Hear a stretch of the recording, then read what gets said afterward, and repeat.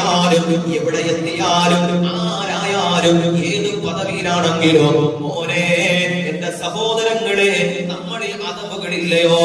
നമ്മളിൽ നല്ല ശീലങ്ങളില്ലയോ? നല്ല ചിട്ടകളില്ലയോ? നമ്മുടെ നല്ല പെരുമാറ്റങ്ങളില്ലയോ? ആ നേടിയതെല്ലാം പരാജയത്തിലേക്ക് കൂപ്പുകുത്തി പോകുമെന്ന് മാത്രമാ പറയാനുള്ളത്.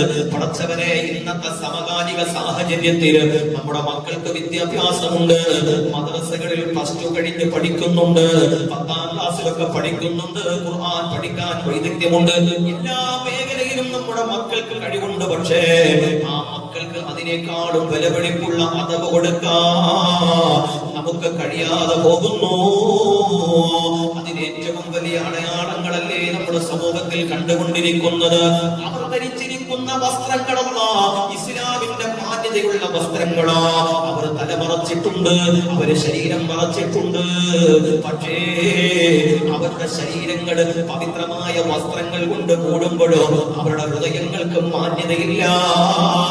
പതക ധരിച്ചുകൊണ്ട് സിനിമാ തിയേറ്ററുകളിൽ അലഞ്ഞു തിരിഞ്ഞു നടക്കുന്നവർ, അല്ലാഹുവേ ദീനിനെ കളിയാക്കുന്നവര്, അല്ലാഹുവിന്റെ മുമ്പിൽ കരങ്ങളുയർത്തി ദുആ ചെയ്യുന്നതിനെ പരിഹസിക്കുന്നവര്, പടച്ചവനെ, എവിടേക്കാണ് നമ്മുടെ സമുദായം കടന്നുപോയിക്കൊണ്ടിരിക്കുന്നത്? എന്താ നഷ്ടപ്പെട്ടത്? അറിവില്ലാത്തതിന്റെ പേരിലാണോ? പണമില്ലാത്തതിന്റെ പേരിലാണോ? സൗകര്യങ്ങളില്ലാത്തതിന്റെ പേരിലാണോ?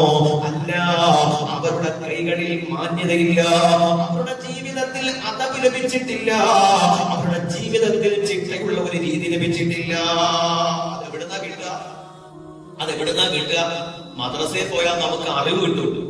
നമസ്കാരത്തിന്റെ ഫർളുകളും നമസ്കാരത്തിന്റെ ഷർത്തുകളും ഖുർആൻ ഓതേണ്ട രീതികളും മനപ്പാഠവും ഇതെല്ലാം കിട്ടും. എങ്ങനെ സുജൂദ് ചെയ്യണം ഇതെല്ലാം കിട്ടും, എങ്ങനെ റുക്കൂ ചെയ്യണം. പക്ഷെ അദബ് എന്ന് പറയുന്നത് മാതാപിതാക്കളാകുന്ന രക്ഷകർത്താക്കൾ, മാതാപിതാക്കളാകുന്ന ഗുരുനാഥന്മാർ മക്കൾക്ക് പകർന്നു കൊടുക്കേണ്ട ഒരു വലിയ ദൗത്യത്തിന്റെ പേരാണ് അദബ് അഥവാ മര്യാദ. ഞാൻ ഇത് ചെയ്യുന്നത് മോശമാണ് എന്നൊരു കുഞ്ഞിന് തോന്നണം, ഞാൻ ഈ ചെയ്യുന്നത് വൃത്തികേടാണ് എന്നൊരു കുഞ്ഞിന് തോന്നുന്ന രൂപത്തിൽ വളർത്തണ്ടേ?